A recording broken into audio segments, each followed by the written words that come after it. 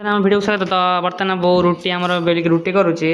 ଆଉ ଘଟଣା ସକାଳେ ପ୍ରବଳ ଜୋରେ ବର୍ଷା ଛାଡ଼ି ଯାଇଛି, କିନ୍ତୁ ପାଗଟା କାଉଁଳିଆ କାଉଁଳିଆ ଅଛି। ଆଉ ବୋଉ ଏଠି ରୁଟି କରୁଛି, ଠିକ୍ ଅଛି। ଆଉ ସେଇପଟେ ଇଣ୍ଡକ୍ସନ୍ ଚୁଲାରେ କ'ଣ ଗୋଟେ ବସିଛି, ଠିକ୍ ଅଛି କି। ଆଉ କ'ଣ ବସିଛି ମୁଁ ଜାଣିନି, ଜାଣିଲେ କହିଦେମି ହେଲା କି। ଆଉ ଏଇଠି ଆମର ରୁଟି ବେଲା ହେଇକି ରୁଟି ହେଉଛି। ଏଇଠି ଆମର ରୋଷେଇର ଦୃଶ୍ୟମାନ ଲୁକ୍ ଅଛି, ଠିକ୍ ଅଛି। ଏତିକି ରହୁଛି, ଏଇଟା ଆମର ବାହାର ଜାଗା ହେଲା, ଠିକ୍ ଅଛି। ଆଉ ଟିକେ ପରେ ଦେଖା ହବ। ଆଉ ଏଇଟା ଆମର କବାଟ ବି ଅଛି। ତ ବର୍ତ୍ତମାନ ମୁଁ ଛାତକୁ ପଳେଇଛି। ଛାତରେ ବର୍ଷା ଝିପଝିପ୍ ପକଉଛି, ସନ୍ଧ୍ୟା ସମୟ।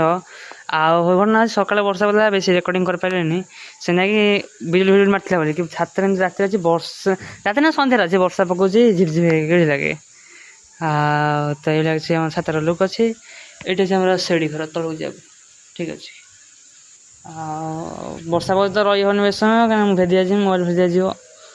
ହଉ ଠିକ୍ ଅଛି, ଆମେ ତଳକୁ ଯିବା।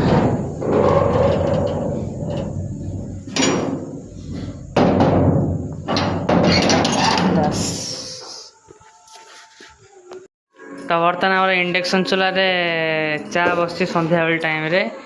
ଆଉ ଚା ଫାଷ୍ଟ ପିଆ ପିଇ କରିବେ ବୋଉ ଆଉ ବାପା, ହେଲା କି। ଆଉ ବର୍ତ୍ତମାନ ଆମର ଲୁଣ ପଡ଼ୁଛି, ଠିକ୍ ଅଛି। ଆଉ ଆମର ରୋଷେଇର ସନ୍ଧ୍ୟା ଲୁକ୍ ଅଛି।